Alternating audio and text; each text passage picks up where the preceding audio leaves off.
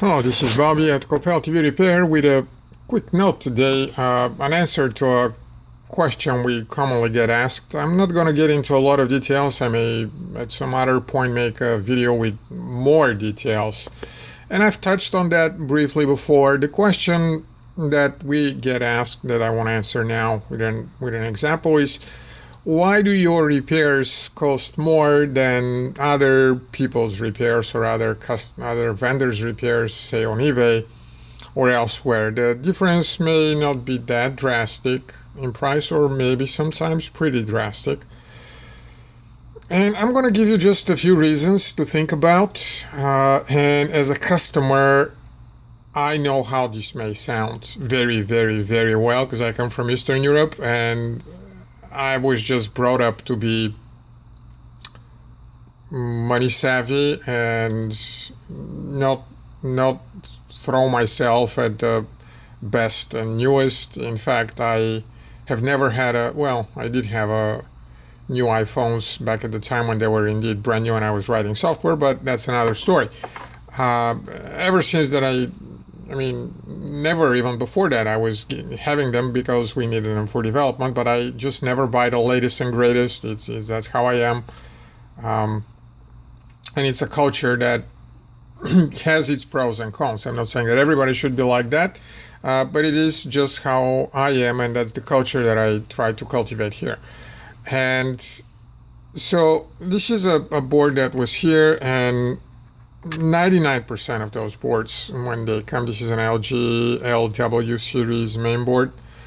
99% of those boards when they come, usually the HDMI's don't work or the TV is stuck on the LG logo. And as I have said many times before, the reason for that is because usually the board warps, the board warps because of the heat that the main processor is using. And as a result, the BGA array at the back of the board starts getting detached from either the processor or the PCB pads that are under the processor. Sometimes the balls themselves may crack, but that's really, really rare. The usual case is it just detaches from one of the two ends. Sometimes if the bond is very good on both top and bottom and the warping is very bad, it may actually cut a track off the board, in which case the repair may become either extremely hard or practically impossible, undoable. And come to the point of why. Well, first and foremost, the vast majority of vendors on eBay for this particular problem, and I will expand that in a second to others, what they do is they simply put that board in an oven that some YouTube video shows to be a working method. And many times it does indeed work. And many times it makes it worse. And often enough, at least a few times a week, we receive boards that have been through an oven or a really cheap iron rework station. And the balls are melted on the bottom and the board doesn't start at all. And if this is carefully done with a lot of experiments, one can actually get it to a point where an oven may be a somewhat workable solution. It has the benefit of baking several boards at the same time, but many times this will not be sufficient for a number of different reasons. First, it greatly depends on how the board starts warping, and this is individual. It varies from one PCB to another PCB. Baking the board may actually make it worse. Here we align the board on the rework machine. We try to make the plane of the board flat again, and this is not a permanent solution either, but it's definitely way better to be actually working on the plane of the board and replacing or reballing the processor versus just reflowing it. And many people who reflow them don't even know what to put under them, even though some videos do mention, will it be that flux, will it be that flux, will it be, where's another one, that flux. They're all different. They have different parameters, and they have different applications and yield different results. But this is not actually the main reason I wanted to make this video. It's just one thing. Some people will just be baking the boards, and what will they do if baking does not help? uh, when a processor needs to be replaced, and they just don't have the equipment for that because they have just saw a video. And there are a lot of such vendors on eBay. And this is normal. At some point, when we were starting, we didn't know 1/10 of the things that we know now about this business, and that this is normal, I guess. Um, it doesn't mean that the person on the other hand is not honest or anything. It's just that the person on the other end thinks that if they fix 1 or 2 or 5 boards, they think that they can fix any other board, and that's not going to happen. Sooner rather than later, there will be a board that will have a processor that needs to be replaced, not even rebuilt, definitely not reflown. It will have to be taken out and another one put, or a board will be too warped and will have to actually be manipulated, which you can't do in an oven, or it will have a different electronic failure on the board, as was this case. So this is a customer's board, and what was happening here is the HDMIs weren't working, and automatically the very first thing that we did is we did reflow the board to see whether that will help. Just heating up the processor sometimes help determine whether this is the problem or not. They're extremely expensive machines, which allow you to do X-ray and find out broken connection underneath the board. I dare claim that nobody on eBay is using anything like that, including ourselves. I dare claim that hardly anybody in the TV business at all is using something like that. It's justified on a really expensive equipment. Tesla probably may have some of those.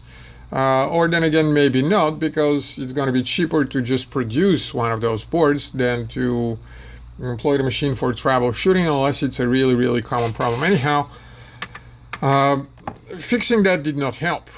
And here's the thing, we offer a flat rate repair service for the sake of people actually knowing what are they going to pay for a working board, because the truth is we can't predict, and nobody can, what's going to be broken on a board. You can only know that out of 100 boards, if you have done 100 boards, 90 of them will have that as a problem, and 10 of them may have the HDMI selector IC as a problem, and another 10 or 5 or whatever until you fill it up to 100 may have other small different problems.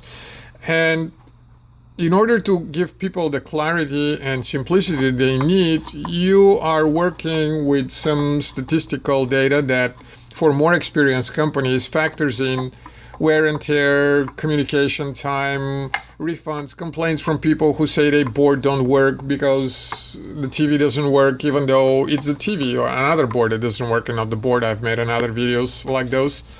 And it just adds up, and your total cost of repair, even though 80% of the boards that arrive may have the same problem, which you know exactly how much it's going to cost to fix, the proper way or the improper way, the cheaper or less cheaper, you put a number, but that number is going to be varying. And one factor that you don't know over time is what will happen on a board that is 8 or 9 years old. All this has been aging. So what if on the 9th year this starts going bad? Out of a sudden you will see a lot of boards where this is bad. And if you're fast enough and you adjust to that, good for you. But if you advertise a $50 repair, and of course you heat it up and it doesn't fix that because this starts failing, not needing reflow. It happens a lot with the new LGs like those here, for which I have other videos. This processor here, it just fails. It cannot be reflown. I mean, it can be reflown, but it doesn't help. It's just that they're much worse done, and they just have to be replaced. So on this one, even though you can do reflow, whatever you can do, you do the math, and like with this board, it comes up and you have bad HDMI that is recognized. Apparently the TV does recognize that something is plugged in because the HDMI signaling there works and it comes to the processor, but it cannot establish a handshake and it doesn't show an image. So naturally the first thing that we did was replace the processor. This is the original. This is a brand new, as brand new as we can get them, brand new from China. We didn't rebuild the original one. We got one from a reliable vendor, and we've got more than one. This is also the same XD processor, and we've used a lot of them, and we advertise them for sale on eBay. So we using our machine, we did replace that, which automatically jumped the cost pretty much at break-even point for the process, because normally we would either rebowl or just reflow, but if we have to, we do that too. But it didn't solve the problem. We know this processor is well soldered for a number of different reasons, even though we don't have an X-ray machine. We have been doing this for long enough to really know with a nearly 100% certainty that it was done well. So that was leaving, of course, the HDMI selector itself. Or a week ago, literally, there was a board, exact same board here, only I think it was a 55-inch, where the problem was the EEPROM. And this is very rare, and it's rare for all types of boards. And I wanted to make a video about it, but there wasn't really much of a point because all I could show was, yeah, this HDMI. I believe I've done similar video for a Vizio mainboard a long time ago. Anyhow, we've had the exact same board where the EEPROM was bad, the NAND flash that contains the firmware. And we were thinking about which of the two to do. First, we tested all the possible pins, all the resistance was normal, everything that we could read from here was normal, connected to the HDMI port from the outside to read the ID identification for the standard. Everything was fine. And so we swapped the EEPROM because we decided it was easier. And this is the new one. It's a brand new IC. It's a copy that has the firmware for the LW series, and the problem still persisted. So at the end, we replaced the HDMI selector, which may not have been the wisest call, and I'm not saying that it is, but we had our reasoning, and if we had to do it again, probably we'll do it the same way. Anyhow, we replaced 3, and at the end, it is working now. But replacing those 3, there is no way on earth the average repair service cost that we give, let alone that somebody who is underpricing us and baking a board could have done for $50 or $60 the proper way. And we still do it, and we're not gonna go and raise the hell with the customer and tell them that this was expensive, because that is unprofessional. Because if it had happened to me, I would probably raise hell to whoever vendor it was, even if they were right. That's, if you're told a fixed price, you're told a fixed price. That's it. You either fix it for it or you don't fix it. And we like to fix things and get them done here till the end. And sometimes that ends up costing us more than what we get back.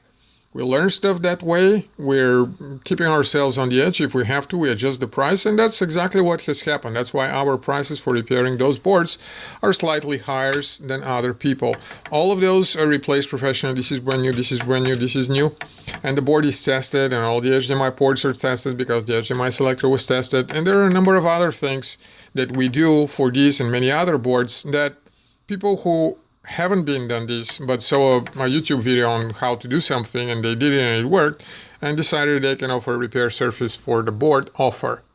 So long story short is there are vendors, and I'm sure this applies for all kind of services that are out there, who cost more, but who will just do a better job. The real trick is, and I've learned that long ago, as a customer, is how to find those people who will get more money and indeed do a better job, and not just get more money and do the same as the low-cost guys do. I don't know if this video will convince you that we do it the right way.